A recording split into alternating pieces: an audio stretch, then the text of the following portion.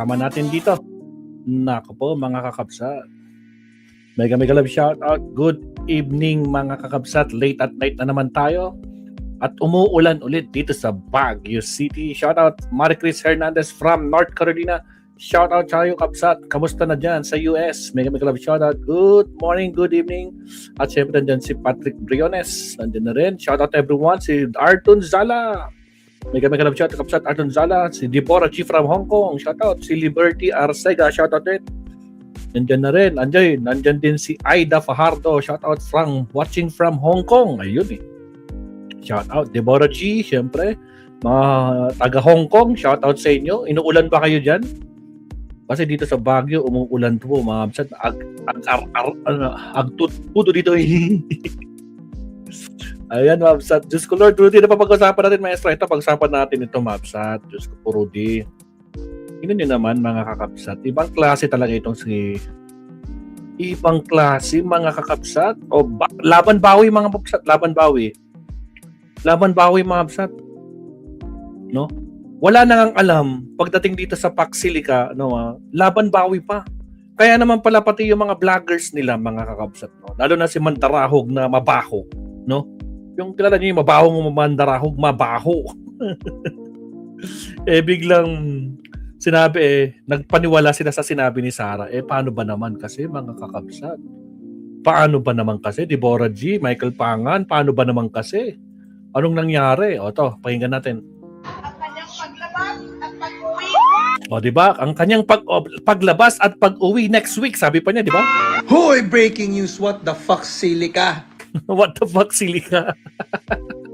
Wala na nga siyang alam sa fuck, Silica. Tapos sasabihin niya, wala akong sinabing lalabas si PRRD next week. Ha? Wala daw siyang sinabing lalabas. Samantalang siya yung nagngaw-ngaw dyan sa London. Diba, sa United Kingdom, sa London na sabi niya, next week, lalabas na si tatay, lalabas na. No? Hinihintay natin, o diba? Anak ng kamote, oo. Tapos ngayon biglang sasabihin niya, wala akong sinabing lalabas si PRD. Ano akala mo sa amin, tulad ng mga alipores mong bobo? Ha? Katulad mong bobo? Faxili ka lang, hindi mo pa alam. Bobo! Anak ng kamote. Anong klaseng vice president to? Diyos ko Lord, Rudy. My goodness. O sige tuloy, putra. Or should I say, Zolaika? Caught on video ka, sinabi mo yun, Yes. tapos binawi mo na agad. Halatang nambubudol ka lang Hindi lang nambubudol, bobo pa. ng mga supporter mo. Tatak Duterteng pagsisinungaling at panluloko sa taong bayan. Naman. Huling-huli na ngayon sa impeachment. Sabi pa ng mga supporter niya, tsaka sabi pa ng mga vloggers niya, confirm na! Dahil sinabi ni Sarah, confirm na! Patragis, anak ng kamote. Kaya sasabihin mo, wala kang sinabing lalabas yung tatay mong karton. Anak ng kamote, kasasabi mo lang yan nung last week, nandiyan ka sa London. Ang yabang-yabang mo pa, di ba? Pinagyayabang mo pa. Bago ng mga supporter, pati mga vlogger mo, mga kumagat sa mo. Ka-fake newsan mo, anak ka ng kamote, oo. Putragis, sasabihin mo ngayon, wala kang sinabi. Anak ng kamote, anong comprehension mong meron ka? Bobo ka talaga. Yung trial ang pagkulimbat at pagkuha mo ng pera ng bayan. Ano yung sabi ni Alan Peter? Just because it's unusual doesn't mean it's illegal. Ay, maalala ko, mga absat. Di ba may sinasabi si Robin Hood? Kung paiba-iba yung statement, iba yung sinabi, tapos nag-iiba-iba. Anong tawag doon? Paiba-iba ang statement? Anong sabi ni Robin Hood? Di ba? Paiba-iba ang statement? Lustay! Di ba? Putragis.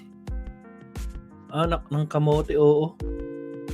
Narinig ko na to nung panahon, nung COVID, na ninanakawan nyo ng Duterte administration ang bayan natin through Farmally. Punyeta, wala talaga kayong ginawang maayos sa bansa. Aray mo, ingat always. Ang kanyang paglabas at pag-uwi. Ang kanyang paglabas at pag-uwi next week. Fake news talaga, putragis talaga to. O yan, Mamsat, no? Nako po, Mamsat, mag-ingat-ingat kayo sa mga ganyang klaseng tao. No? Uy, sa Davao, si Pangulong Bongbong Marcos nasa Davao. Nako, may pabahay. Nako po, mabibisit na naman yung mga garapata pag ganyang klaseng nakikita natin, no? Na pinapakita. O, ito, sa mga Sarap. Dapat pa ito pinapanood mo So the to. Philippines just signed a document with the US. One side says hundreds and thousands of jobs. Oh. And yung kabila naman, sinasabi nila na binenta na naman daw tayo. So Oh. today, basahin natin Tara, ang manood buong ka, dokumento ng Pax Silica. Para sa inyo na hindi pa nakakilala sa akin, my name is Kia. I'm a cognitive performance strategist and a professional neuroplastician. Ibig sabihin, I study how the brain works, how the brain thinks, and how the brain changes. So full disclosure kaagad, malayo ako sa isang geopolitics expert because my lane is thinking. So ang goal ko today is maintindihan natin ng mas simple, straight from the sources, para alam natin kung paano natin ito pag-iisipan at paano tayo makakapag-decide. Una sa lahat, the basics. Pax Silica is a US-led coalition to secure the supply chain for computer chips, for AI, and critical minerals. It was launched last December 2025 and the Philippines joined nitong April 2026 lang as the 13th member. Ngayon, more than Wow. 30 countries na ang sumasali. Now, this is the official US Department page and tingnan natin kung ano yung sinasabi nila. Ito yung kanilang framing. If the 20th century ran on oil and steel, the 21st century runs on compute and the minerals na pinagkukuha na nito. Nandito din yung listahan ng mga signatories. Yun. Kasama tayo. Of course, nandyan din yung Japan, nandyan din yung South Korea, yung India, Walang yung China UK. yata. Interesting din na yung Taiwan is tinatawag na non-signatory participant kasi medyo complicated yung sitwasyon nila. Meron din tayong tinatawag na Pax Silica Fund which is basically parang $250 million in assistance para sa Alam ko na bakit walang alam si Sarah pagdating sa Pax Silica, Ma'am. Kasi hindi kasama ang China. Pero pag kasama ang China, malamang alam niya yan. Diyos ko po, kaya naman pala. mga infrastructure tsaka mga critical minerals. And notice this phrase, reducing excessive dependencies. Wala sila ditong tinutukoy na bansa, pero alam natin kung sino yung tinutukoy nila. Ang China na kumokontrol ng almost 90% of rare earth refining sa mundo. And yun ang reason kung bakit ito nabuo. Ngayon, ito yung pinirmahan natin na aktual noong April. 2 pages lang to.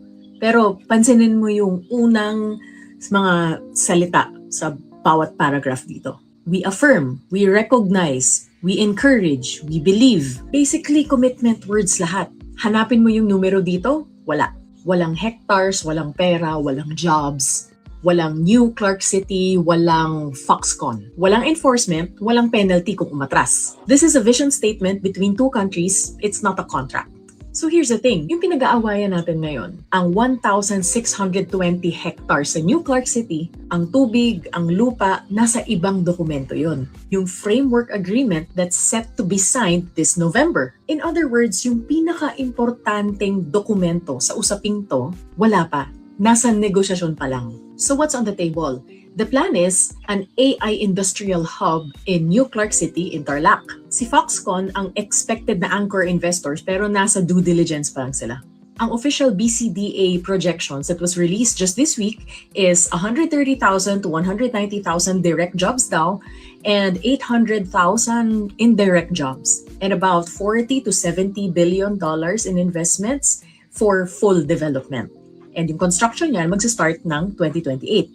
So ano yung mga sinasabi ng mga against dito? Una, sovereignty. So meron daw joint governance dun sa zone na parang hiwalay yung legal system dun sa teritoryo natin. Meron ng resolution sa Congress na para imbestigahan to. Pangalawa, syempre tubig. Yung Sacobia watershed, yung water source ng New Clark City, matagal na siyang may banta ng pagkatuyo. Pangatlo, yung mga farmers natin at saka yung mga katutubo natin na dumagat na malamang maapektuhan dun sa lupa. Pang-apat is yung concern na magiging supplier na naman tayo ng raw materials habang nasa iba yung teknolohiya at saka yung kita. So ano yung gagawin natin at this point? Number one, I would encourage you to read both sides. Kasi kung isang panig lang ang lumalabas sa feed mo, edi yung algorithm na yung nag-iisip para sa'yo. Number two, ito yung mga questions na dapat kinoconsider natin for the November Framework Agreement para meron tayong informed opinion. Technology transfer ba or assembly lang ulit? Ano ba ibig sabihin nun? Pag sinabi natin na assembly, dinadala natin dito yung mga parts, i-assemble natin, tapos i-export pabalik. So basically, oo, may trabaho tayo, pero yung design, yung patents, yung malaki yung kita, nasa ibang bansa. Yung technology transfer naman, ibig sabihin merong training, merong engineering roles, merong know-how para yung mga Pilipino malaman din natin kung paano gawin at saka paano paunlarin yung technology. Para pag nasa restaurant ka, yung assembly, ikaw yung nagbubuo ng plato. Tapos yun na yung ginagawa mo. Always. Pero pag merong technology transfer, ibig sabihin, tinuturuan ka paano maging chef hanggang kaya mo nang magbukas ng sarili mong kusina.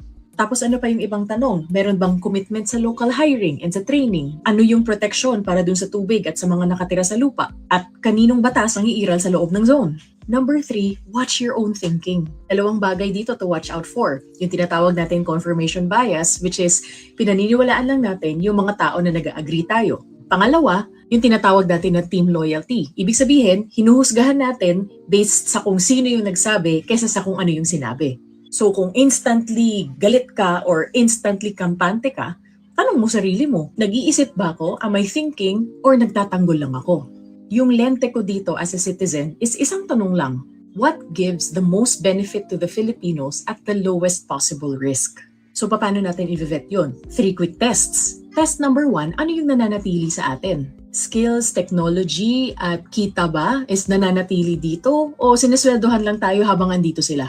Test 2, pag may pumalpak, sino yung may pasan? Kung yung kumpanya lang yung kikita pero yung komunidad bumawalan ng tubig at saka ng lupa, may problema sa deal. Test number 3, ano yung hindi na natin mababalik?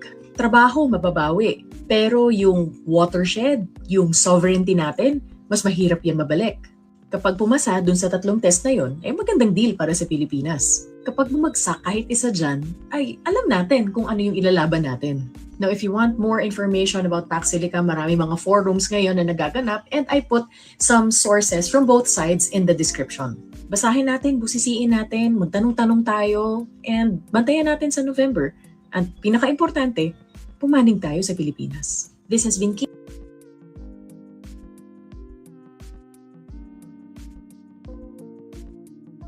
Naka-off na naman pala yung mic ni Maestro Diyos ko. Tama lang, dapat para sa Pilipinas, di ba? Hindi pwedeng baka pro-China. Diyos ko Lord Rudy, do ka po. Ito, pakinggan natin mga kabsat, si Atty. Claire, pinag-uusapan niya yan. Lalo na sa kabubuhan ni Lustay pagdating dito sa Pax Silica. Kasama yan. O, pakinggan natin si Atty. Claire. Atty. Claire, katatapos lang kata niya, no? Pax Silica. Bakit walang alam si Sara Duterte sa issue ng bansa? Naku, haba naman nito. 153 minutes, ang haba. Ipa-pass forward natin to guys. 3 minutes, ang oras. Okay, nandito rin si hindi ka naman kailangan ang tawag ito, makipagkompetensya literal. Pero kasi di ba, minsan ang dapat mong kakompetensya sarili mo eh. Di ba? Kasi pag magaling ka ngayon, tapos kakompetensya mo sarili mo, dapat mas magaling ka pa, mas aangat ka. Sa sarili mo, na hindi ka nagpo-pull down ng ibang tao. Meron kasi yung iba, mga kaklir, gustong umangat. Diba? Meron gustong umangat. Pero para umangat sila, tinutungtungan nila yung mga taong feeling nila threat sa kanila. Okay? So mga kaklir, ito. Okay, matagal na tayo mga kaklir tayo, pinag-usapan na natin dito yung Pax Silica. Di ba siguro ganun kalawak, diba? Ang ating pagkakaalam, pero tinikap na natin iyan dito at nagpakita pa rin ako ng video, I forgot the name, yung ginamit nating video at nagpapasalamat tayo doon kasi kung paano ito mag-work, pinakita niya, no? Hiniram natin yan kasi para summary yun. So, kung ano yung kakabuti ng Pax Silica sa atin, kung ano yung dapat na alagaan, ano yung dapat na protektahan, yun ang dapat natin na i-monitor. Tama. Okay, mga ka-clear? Maganda man ang idudulot nito sa ekonomiya, sa trabaho, pero syempre hindi dapat na sisira ang ating environment at hindi dapat na maagrabyado yung iba nating mga kababayan. Oh, yung mga so, tingnan natin mga clear kung paano ba indigenous people, mga aitas diyan sa Tarlac. Pag-usapan natin. Hindi lang ito kasi ang topic natin dito, bakit ba parang walang alam si VP Sara sa mga issues ng bayan? Ano bang alam niya, Kasi ang dami yung binabanggit na parang siyang walang kamuang-muang mga ka-clear. Diba? May utak ba? It's either ayaw niya, ito lang yung mga clear. It's either ayaw niyang ipaalam sa taong bayan kung ano talaga ang nangyayari at ginagawa ng Pangulo at ng administrasyon, o talagang wala siyang alam. Wala talaga, attorney. Diba? Mga kaklit, kung napanood nyo, sana nandito si Team 30. Napanood ko kasi yung episode nila sa 4 Alas. At pinakita ko sa inyo yan. Diba? Para kasing ginagawang kulto. Or, let's say, parang ginagawa nila na yung mga sumusubaybay sa kanila ay dapat na hindi maliwanagan sa totoong issue ng bayan. Kapag ka ang kamag-anak mo ay hindi maka-Duterte, layuan mo. So definitely, kung lalayuan mo yan, wala ka na madidinig na balanse, hindi magbabalanse yung impormasyong papasok sa'yo. Kasi bakit, mga kaklip? Ang madidinig mo na lang ay yung naratibo nung taong sinasandalan mo. So hindi siya mag-grow.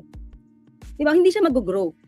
Tapos, ang masama kasi, sabi ni Team 30, hindi sila pinapapanood ng mainstream. Yung mga traditional media, kung saan makakakuha ka ng tamang news. Ang dapat na daw pakinggan at panoorin ay kung ano yung sinasabi ng grupo nila. So, since ito yung ginagawa nila, kaya tingin ko, sa aking pag-aanalisa, ang Vice Presidente, hindi talaga siya updated. Kasi kung updated siya, mga ka-clear, tingin ko lang baka mahiya siya sa kanya mga pinagsasabi kasi walang basihan. Tapos pag pinupuna mo sila, sila pa yung galit, na parang sila yung tama. Diba? Mga clear, meron ako dati dito eh. Alam niyo ba yung, pakita ko lang to. Dali lang magagamit na. Kita ko to, sabi ko, naku, masarap i-discuss. Pero bibilisan. People with bad character always reveal these 8 warning signs. Nako po. People with bad character always reveal these 8 warning signs. Sabi ko, bilisan natin siya para, kasi hindi ito yung topic natin eh. Pero gusto ko lang siya. Okay? Una. At first, some people seem kind, polite, and completely trustworthy. They quickly earn your confidence and make you believe you've met someone truly special. But as time goes by, certain behaviors begin to raise doubts. Small actions reveal hidden intentions. And before you realize it, you're already emotionally invested. Disappointment, bad character is the inability to... They can't be happy for other people's success. Inggit. Di ba mga clear? So in other words, ito, puro inggit. Parang gusto nila lagi sila yung bida. So pagka successful yung isa, katulad ng nangyayari kay Pangulo ngayon. Di ba? Kasi ang dami naman talaga niyang proyekto eh. Yung mga tao, lalo-lalo na, yung gusto yung posisyon niya, hindi sila magiging masaya. Di ba? Okay, pangalawa. Yan. Or try to downplay your accomplishments. Ang ganda nito mga clear. Make negative comments or try to downplay your accomplishments. Negative comments or ita-downplay nila yung ginagawa mo. Diba? Parang meron tayo nakikita ng ganitong sitwasyon, di ba? Sige. Hindi na downplay, negative. Diba? Next. They manipulate people. Tama. Team 30, naranasan mo yan, di ba? People with bad character often use Sabi manipulation nga, to get what uwi they yung want. tatay nila They eh. twist the truth, make others feel guilty, and convince people they're the ones at fault. Di ba? Nakaka-relate ba kayo? Mayroon ba kayo nakikita ng mga klaseng tao? Marami Di ba? sa kanila. Ikaw ang papalabasin na mali. A lack of empathy is one of the clearest signs of bad character. These people rarely show genuine concern for someone else's pain or struggles. Di ba? Nakita niyo yung pagiging rude ng Vice Presidente sa mga 68-year-old na mga tao kung paano niya laitin. Di ba? Kasi pakialam. Kung may edad, walang galang, walang sinseridad. Okay? Even when they appear to care, decisions discover the power of silence to hide their true intentions. They make lying a habit. Diba? Ayan, mga. So, kung kayo magbo-boyfriend, ganito na they hold grudges and seek revenge. People with bad character struggle to accept criticism or rejection. Instead of handling conflicts maturely, they look for ways to hurt those who challenge them. Di ba? Relate? Di ba? So, instead na i-correct nila yung sarili nila, gaganti sila sa'yo. Di ba? Katulad ng ginawa ng to the maximum level. Di ba? To the maximum level. Instead na tanggapin niyang mali siya or meron siyang dapat baguhin, yung pumupuna sa kanya, sisirain niya pa. Revenge. Di ba? There is always an excuse. They never admit when they're wrong. Di ba? Or someone else to blame. Number 7, they only approach people when there's something to gain. Their kindness lasts only as long as they benefit from the relationship. Di ba? Kaya tandaan nyo na, pupunta lang sa inyo kapag may kailangan. Sign yan ng bad people, bad character. They enjoy putting others down. Diba? Someone else's expense. This behavior reflects deep insecurity and a destructive character. Next. People with bad character rarely reveal their true nature right away. However, their actions eventually expose what their worth. Ay, makikita nyo naman yan. Bakit naghahang ako? Wait lang Okay ba yung aking signal, mga ka-clear? Okay naman so far? Ay, thank you, Beth. Beth, thank you sa sticker. 98318, Beth. Thank you po. Yan. Uy, si birthday ni Takumi. Uy, Takumi. Happy birthday to you. Happy birthday, Takumi. Yan, okay? Okay, so yan na, pinakita ko lang sa inyo mga kaklir, ha? Ayan ang mga signs ng mga taong may bad character. Okay, so, ingatan. O, punta na tayo ngayon dito. Siyempre, hindi niya babanggitin kung mali siya o hindi. Pag kinorek siya pagalit. Okay, let's go. Ito na yun, mga kaklir. Alam nyo na to. Ha? Tingnan natin, ha? Sa Paxilica na balak po ikaw sa Pilipinas. Ano na? Paxili? Yung Paxilica. Paxili? Hindi, ma'am. Paxilica. Do you know anything about that? Wala, program? I cannot comment on that. Diba? Again, mga kaklir, ito lang naman ang kailangan natin. Kailangan natin ng good Paksili yan, paksili. leader. Diba? Sana, ang maging leader naman natin sa susunod after PBBM ay yung may malasakit, hindi lang pangalan, yung totoong may pagmamahal sa bayan, may pagmamahal sa mga kababayan natin. Hindi Agree. dahil mabait ka kasi kailangan mo sila. Mga kaklir, kailangan din natin ang isang leader na sumusunod sa batas. Hindi pwedeng above the law sila. Diba? Hindi pwede na dahil napikon ka, manununtok ka na. Di dahil napikon ka, hahanap ka ng killer at ipapapatay mo. Diba? So, and at the same time, kailangan din natin ng leader na marunong mag-strategize, magplano, mag-isip. Kasi, kung sa mga issues ng bayan, ngayon pa lang, nandiyan ka sa posisyon na yan, pero wala kang alam, or, ito na lang, wala kang interest alamin. Paano na? Alam Wala niyo ka mga, interest kasi tingin ko, kay Bongbong Marcos eh. ganito rin siguro yung kanyang ama. Although siguro, kung pagbabasya lang din natin ang talino, mga kakli, iba. Sa ating Pangulo natin. At doon sa mga DDS, mga kakli, doon sa mga DDS, 2016, ang binoto ko po ay si Rodrigo Duterte. Ganyan ako. Ganyan kami. Kinampanya ko pa siya. Sabi ko doon sa mga tauhan ko, pag di nyo to binoto, wala kayong trabaho. Ganon. Nanakot. Diba? Nanakot. Oh. Tapos, alam niyo ba yung feeling na makakita ko ng t-shirt tapos, uy, ano yun? Merong mukha ng digong at the time? Ha? Mga clear. Humihingi ako nun. Diba? Kaya lang, nandun yung point na parang medyo hindi na ako natuwa sa kanya. Siyempre, nung minura niya yung Panginoon, di ba, mga clear, isa yan. Saka yung, alam mo, yun yung laging nagbabanta, laging nagmumura, parang hindi siya maganda sa isang pangulo. So parang medyo naano na ako, parang wow, ganito ba? Kasi totoo naman na may karisma siya, mga kakli, sa pagsasalita. Kaya nga niya siguro ako nainggan niya eh. Pero, ang nakita ko din sa kanya, sa 6 na taon niya na pamamalakad, I don't know kung na-realize niyo po ito or nakita niyo. Wala siyang ibang alam i-discuss kundi drugs. Wala. Ekonomiya wala. And, mga ka-clear, inamin naman to ng kanyang dating spokes. Bahala na kayo kung sino spokes dun. Ang sabi niya, si dating Pangulong Duterte ay hindi naman niya nakakausap before the briefing. At akala lang daw ng mga taga-media na nakakausap niya. Di nila alam, di nila nakakausap at nagbi-briefing siya on his own. Diba? Kasi ang gising daw ni dating Pangulong Duterte, 2:00 ng hapon.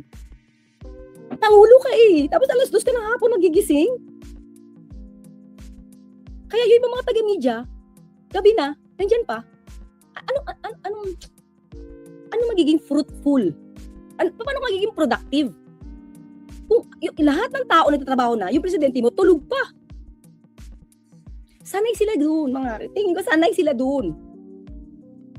Diba? tingin mo, alam mo, mas magandang mahalukay, not for anything else. Diba? Kung panahon ni VP Sara, lagi rin siya nasa abroad. Kasi kung ginagawa niya ngayon na Vice President siya, what more mayor siya? Ako, wala pa akong personal knowledge kung meron, pero, di ba? Kasi kung local ka, di ka masyado mapapansin. Mga kapatid nga niya, lagi rin nag-abroad eh. Di ba? So parang wala silang pakialam kung sila ay lalabas. Wala silang pakialam kung mag-abroad sila, basta sabihin nila, pera namin to. Yun lang. Pero kung sasabihin ng tao na sila naglalakwat sila, ng trabaho, wala silang pakialam doon. Leader. Mga leader yan. Mga public servants yan. Pero hindi sila, wala sila, they are not concerned at all kung ano ang dating na lagi sila nasa abroad. Kasi bakit? Tinatanggap ng mga naglalagay sa kanila sa pedestal. So, paano ito, mga kakilala? Paano ito? Ang tagal ng pinag-uusapan ng Pax Silica. Siguro mga kakilala, kung mga ordinaryong tao, nagtatrabaho sa palengke, mga karpintero, hindi lahat pero karamihan dyan, di nila yan aaralin ang Pax Silica. Diba? Hindi nila, yung mga ordinaryong manggagawa, di nila yan pag-aaksehan siguro ng oras para alamin kung unang-una kasi medyo techy. Pero, kung ikaw ang pangalawang pinakamataas na opisyal ng bansa, hindi pwedeng wala kang alam. Lalong-lalo sa lahat ng issues ng bansa. Sige, tuloy tayo mga kakilala. Ha? So, kaya, the way I see it, si VP Sara ang nakapaligid sa kanya, sila lang na, nakita niyo naman yata yung kung paano lang sila mag-usap-usap eh. Minsan di ba dati, para siyang, pini-Facebook pa yun, or TikTok or what? Pero tandaan mo, itong mga vloggers niya, mas mukha pang may alam. Bakit? Ito yung tingin ko. Kaya yung ibang mga vloggers may alam. Although hindi ganun kalalim, pero kahit paano meron. Kasi yan, yung iba, pinifeed yan. Pinifeed para mag-vlog ng negatibo. Lalo na to. Tingnan nyo. Yung mga DDS, tingnan nyo yan. Pakiramdaman nyo yan. Laban sila sa Pax Silica. Nang hindi pa nila naaaral ng buo at hindi sila nakikipag-ugnay sa gobyerno kung ano yung kanilang concern. Kasi, madami nang ginagawang pag-aaral dito. Parang dalawang bansa lang ang magkakompetensya pagdating sa ganitong industriya. Ang China at ang US. Pinakita ko sa inyo. Sandali, mga clear. Okay. Okay. Ito, pakita ko na yung mga title, mga kaklira. Para lang para may konteksto tayo. Hindi lang ako nagsasalita ng ganito. Okay, yan No to Pax Silica is a Chinese propaganda. Okay. Why Pax Silica is bad for the Philippines? Pax Silica is framed as promising venture between the two long-time allies against China. Yan, di ba? Tapos, 5 reasons China hates Pax Silica in the Philippines. So, meron ng mga vloggers na kailangan na ito ang i-content. Kahit hindi nila paalam ang mga bagay-bagay. Diba? The head of the US administration's global initiative to exclude China from artificial intelligence supply chains. Okay, so parang sila yung may issue eh. Okay? China, after making Filipinos hate Pax Silica. Tingnan nga natin to. Okay? Mga ka-clear kasi, binanggit ko na sa inyo noong isang araw, 90% ng raw nickel natin ay sa China na pupunta. So, definitely, kapag yung ating nickel ay nagkaroon ng value chain, dito na process, di ba? Baka makulangan ng supply ang China. Kasi isa tayo sa malaki na supplier ng nickel. Yan. So, kaya hindi dapat ito basta lang tinatopic, i-discuss nang hindi nakikita yung lalim. Di tayo nagmamarunong dito mga kaklip. But, sabi nga natin, kung yung ibang tao na may concern about the environment, about the water consumption, about the mining of nickel and copper, punta po kayo sa gobyerno, concerned, especially the BCDA, tignan nyo, di ba? Ano yung problema nyo? Para masolusyonan kung merong issue. Ini-issue nila na ito ay madi-displace yung mga indigenous people sa mga farmers. Pero mga klip, pinakita ko sa inyo, sa laki po ng lupa, yung 6,000 ay nakalaan na sa mga forest, sa farming, sa indigenous people. Ang makukuha lang po para sa buildable area ay 3,500 at doon kasama yung supposed to be na itatayo dyan sa Paxilica. So walang maapektuhan farmers, walang maapektuhan na indigenous people kasi matagal na pong naka-allocate yan ng 3,500 for the structures. Panahon pa po ni dating Pangulong Duterte, panahon pa po ng 2019 SEA Games. So kaya hindi na pwede nilang ibalik yung issue about the farmers and the indigenous people kasi yung 3,500 nakalaan na po yan para sa structures. Yung 6,000 nakalaan po yan sa forest, farming, etc. etc. Okay, so ngayon nakakataka nga bakit ang Vice Presidente as in clueless.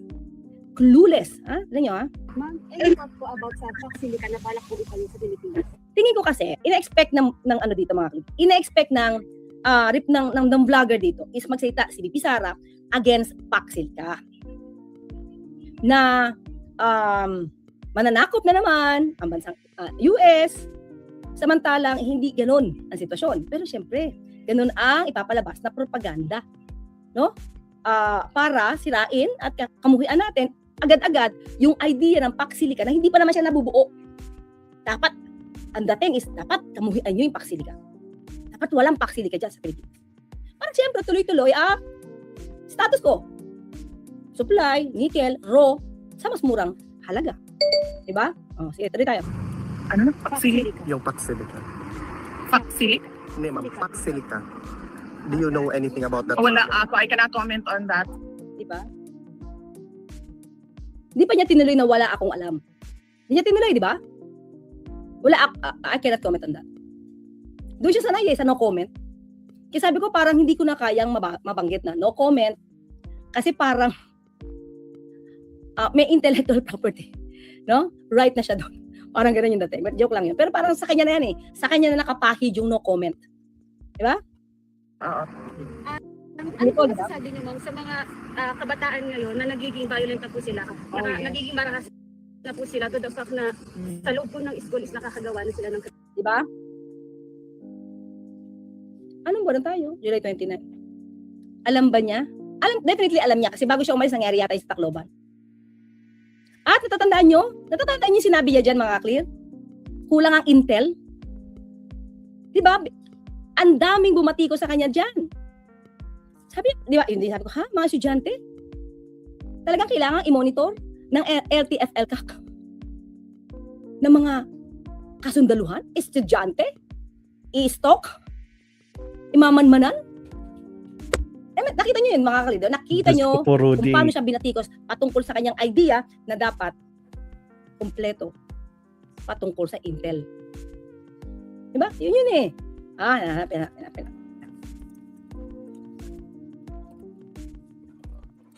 Bihin niya na President Sara Duterte sinabing resulta ng palpak na intelligence gathering ang nangyaring pamamaril sa isang paaralan sa Tacloban City. Narito ang balitang kumpirmado sigurado at Radyo Patrol Zeus Legaspi Zeus. Rica sa pahayag sinabi ni Vice President Sara Duterte na nangyaring shooting incident sa San Jose National High School sa Tacloban City ay bunsod ng kakulangan ng pamahalaan sa intelligence gathering at pagsipat sa mga posibleng patak sa seguridad. Ayon sa Pangalawang Pangulo, inilantad na pangyayari ang pagiging reactive ng pamahalaan na umaksyon lamang kapag may unang nasawi o nasaktan. Dagdag pa niya, katuwang ang pagpasok sa paaralan ang national security dahil dito makikita kung sino ang naki-impluwensya at umuubog sa kaisipan ng mga estudyante. Diba? Makapagsalita lang Okay, binati ko siya dito. Ako pa. Meron pa ako dyan, diba? Okay, meron pa dito. Wait lang mga ka-clear ha. Maliban sa akin. Nakit yung akin lang.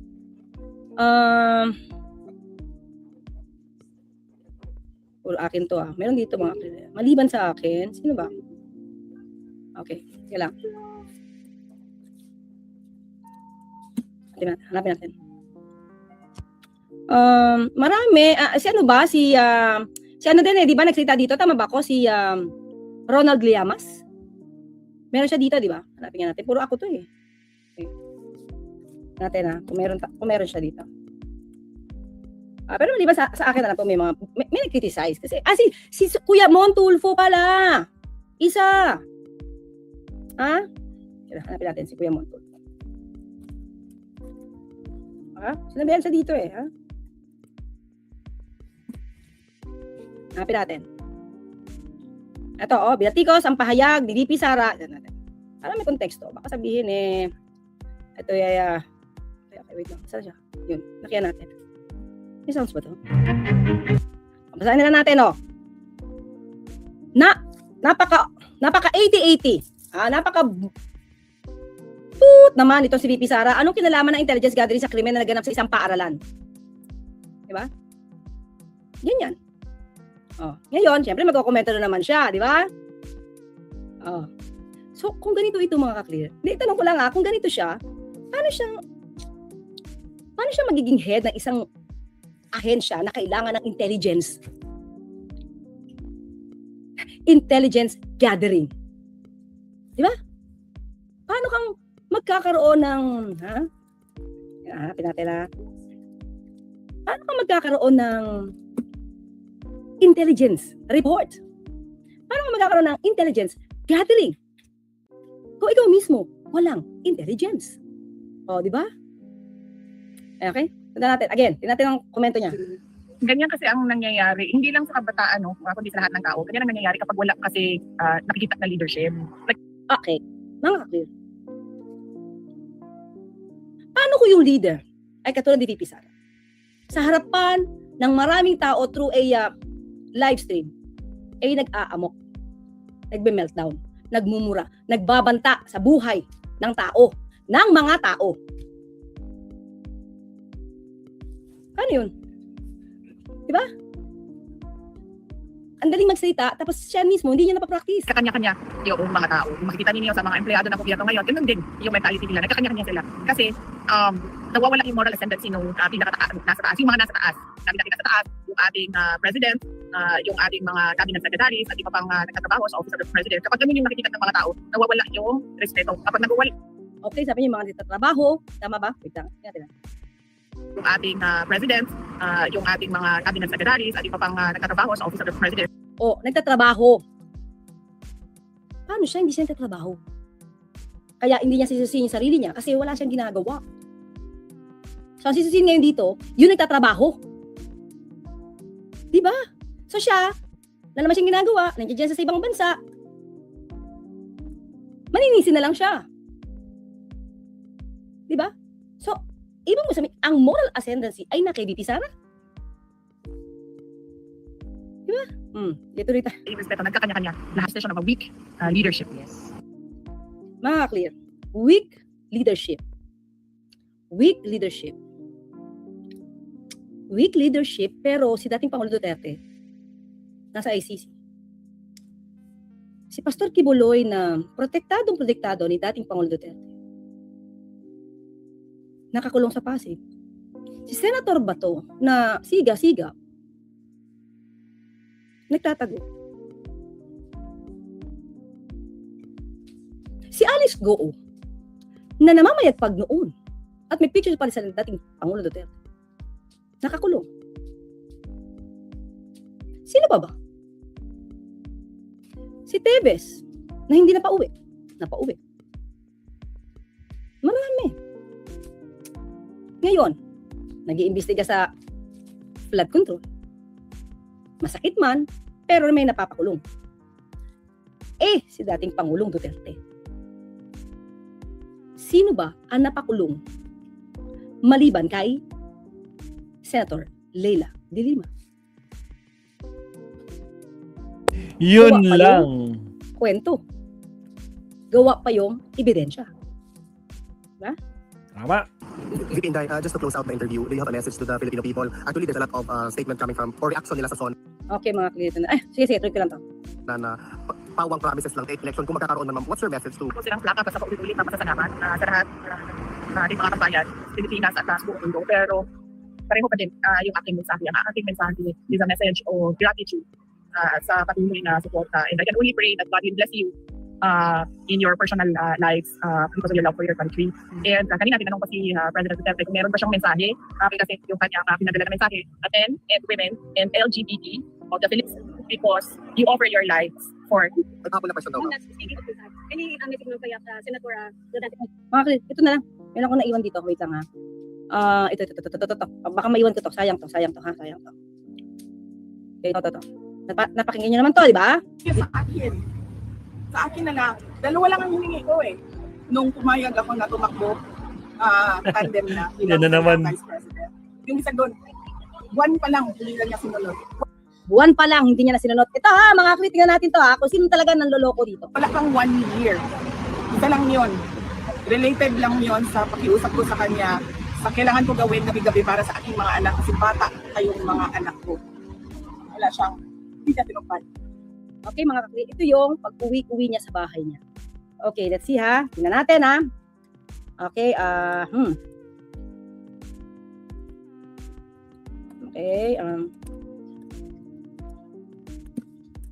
Okay, baka kasi nakalimutan nyo na to mga kaklir eh. Okay? Baka nakalimutan nyo na to. Yan ha, ito ha, ito ha. Busy tayo. Okay.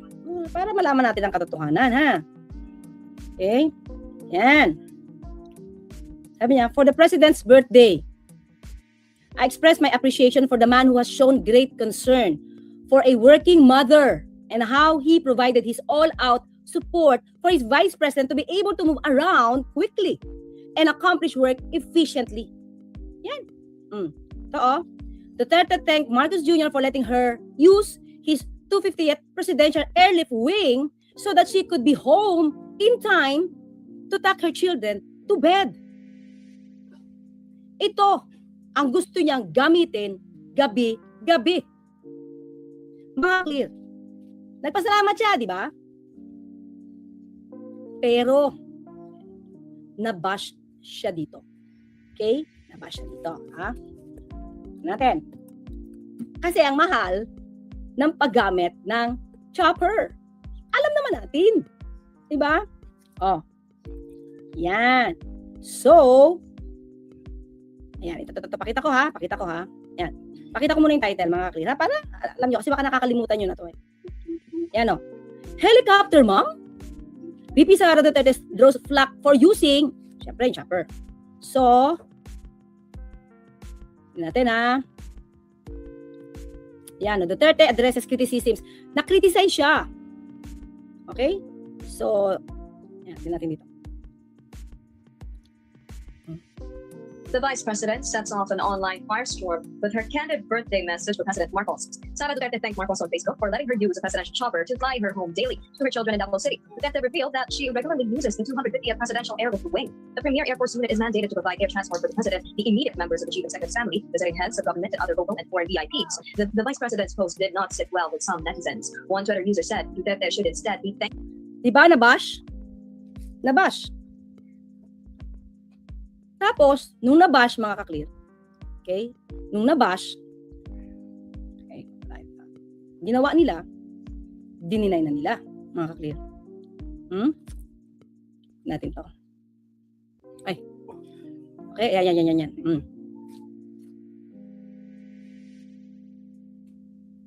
OVP debunks fake news on VP's daily use of presidential chopper.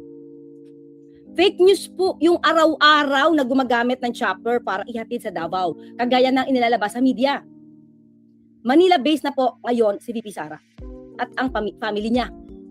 Tingnan natin ha, ito na yung naratibo nila para maiwasan yung pagbash. Di daw ginagamit ang chopper kasi Manila-based na si VP Sara. That's September 2022.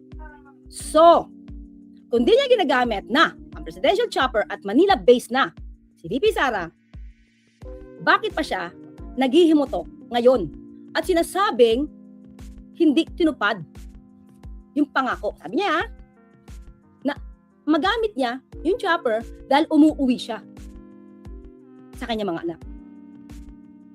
Kita nyo? Hindi niya ito makalimutan kasi ito talaga yung nangyari.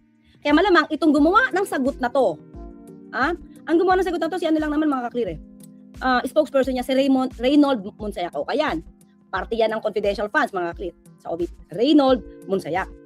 So siyang nagsalita. So most probably hindi alam ni VP Sara na may ganitong statement si Monsayak. Kaya lagi niyang pinagigiitan. Hindi lang dito mga kaklir. Kahit sa una niyang press con o pangalawa or what, binanggit niya to. Nang sabi niya, Bongbong, Liza, hindi kayo ang priority ng chopper na yan.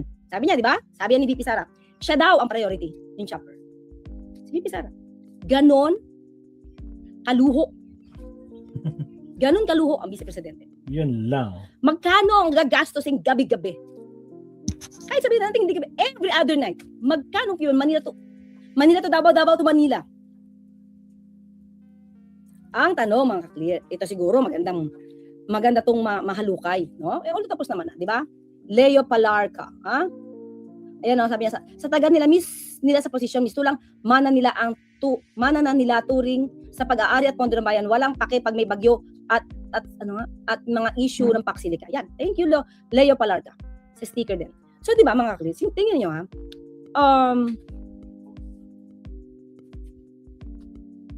Wala siyang pakialam kung magkano gagastusin ng taong bayan. Di naman niya yung abunuhan yung fuel niyan Di ba? Pero tingnan niyo mga balikan niyo yung mga ibang briefing ni VP Sara, yung yung I want to cut his head, nandoon yun. Sinabi niya yun. At kasi mga ito magandang mabigyan tayo ng info dito. Dahil di umano, sanay si dating Pangulong Duterte talaga lumipad Manila to Davao. So siguro yun yung iniisip niya. Na pwede niya maging luxury. Di ba? Kasi nagagawa ng tatay niya. At ang tanong, kailan? Gaano kadalas yung pagbiyahe ng Pangulo? Manila to Davao. Davao to Manila. Malaki rin yung expenses, mga ka-clear.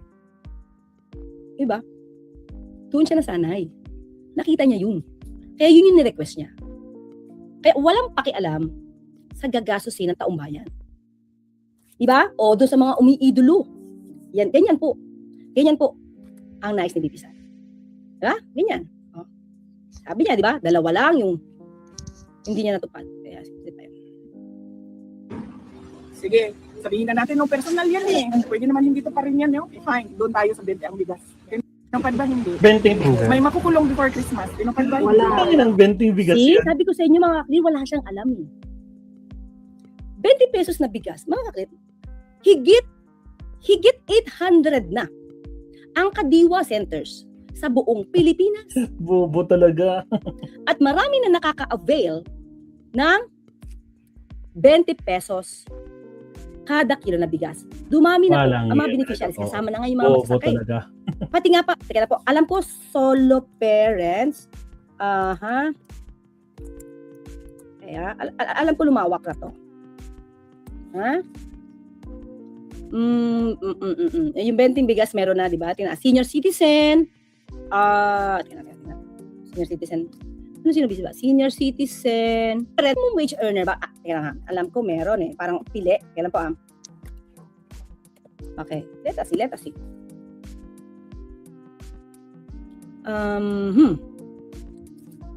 Ayan, meron mga kakli, pakita ko Tapos, di ba? Di mo alam to. Ayan The program aims to provide affordable rice at 20 pesos per minimum wage earner. Kasama na sila. Di ba? Ayan kasama na. Minimum wage earners, solo parents, mga kanya, pinakita ko na sa inyo, yung mga senior citizen, magsasaka. Di ba? Ayan. So, hindi niya to alam. Kaya nga sabi ko sa inyo mga clear, ang problema kasi doon sa mga sumusunod din sa kanila. Kaya rin walang alam din yung sumusunod sa kanila kasi yung leader nila walang alam. At walang balak umalam. Walang balak mag-aral ng computer So, paano niya i-level up intelligence niya? Nasa pagsusumikap lang to mga clear. Di ba, Obe, thank you sa yung sticker, Delight, Frozen Delight, for every citizen, ay thank you. Ayan, Porte, kasi nang walang alam. Walang magiging intelligenteng sagot. Walang intelligenteng ma-share sa kapwa niya. And that is dangerous. Tapos, ang kinakalat, fake news. So, delikado. Okay, mga clear, lang pinakita ko sa inyo, Salamat, attorney. Okay na tayo ng attorney. Medyo mahaba pa. Halos 1 oras na yung topic ni attorney, Ma'am Sat. 54 minutes. My goodness. But anyway, Ma'am Sat, mag-isang topic na lang tayo. Ma'am Sat, last topic po tayo. Countdown tayo in 30 seconds. Here we go.